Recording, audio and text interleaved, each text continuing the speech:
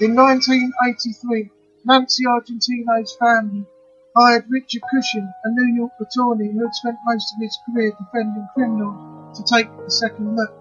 He was to re-examine the evidence after Argentino's death and tried to persuade then District Attorney William Platt that this was not just an accident.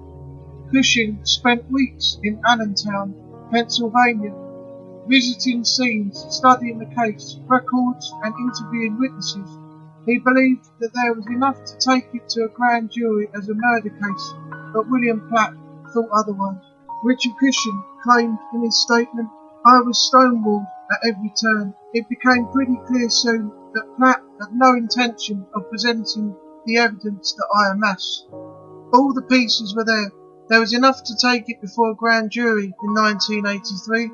I could not understand why the DA could not see it."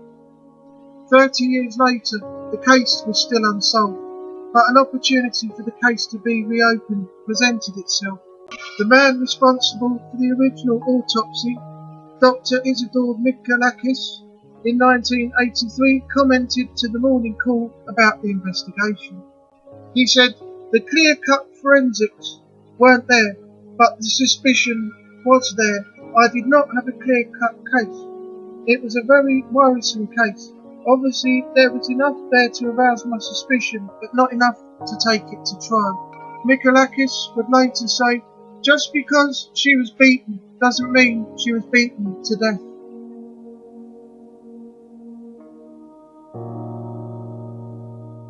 According to police interviews obtained via the Morning Call, Snuka originally told at least 5 people, including the responding police officer, he shoved Argentino, causing her to fall and hit her head.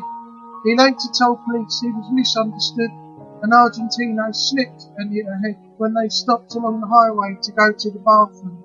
In another version, Snuka claims he called the authorities as soon as they got to the hotel room.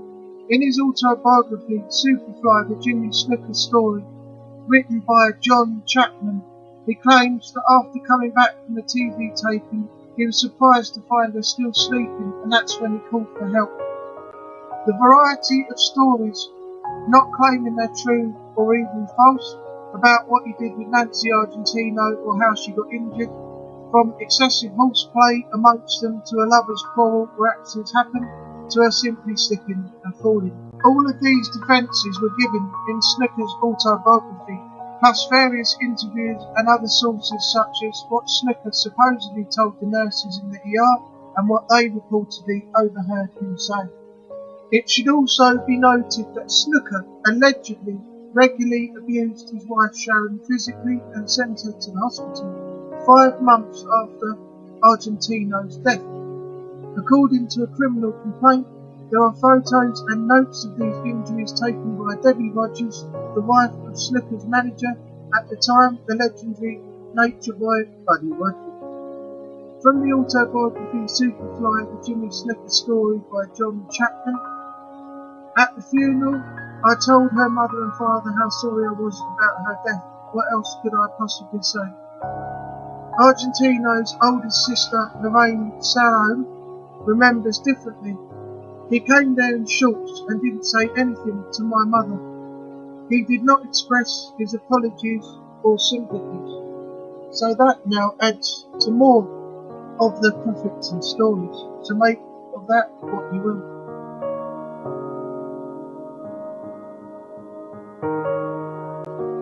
This is the story of Nancy Argentino, a former lover of professional wrestler Jimmy Superfly Snuka, filled with possible cover-ups and the needless death of a young woman. Here is a picture of Nancy in happier times. Unfortunately, she would sadly die at the age of 23 in a Pennsylvania motel room. Nancy Argentino was just 23 when she died in 1983 after being rushed to hospital with a serious head injury. She was staying in a hotel room with Jimmy Snuka in Whitehall Township, Pennsylvania.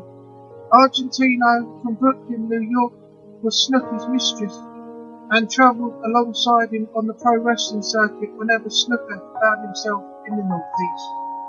According to the Morning Call, Based out of Allentown, Pennsylvania, she was rushed out of Snuka's George Washington Motor Lodge motel room, now the site of Home Depot, along MacArthur Road and Route 22.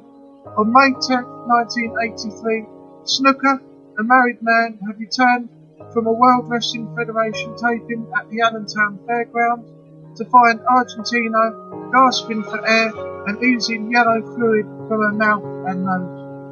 According to the autopsy, Argentino was declared dead hours later at the High Valley Hospital and died of traumatic brain injuries consistent with a moving head striking a stationary object.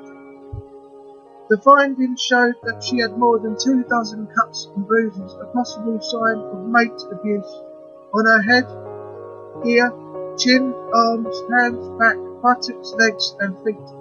It is believed that Snuka, delaying 12 to 24 hours in calling for medical help, contributed greatly to the emergency staff's inability to resuscitate her. The following is from Dr. Isidore Mikalakis' autopsy report in 1983, quoting, "This case should be investigated as a homicide until proven otherwise."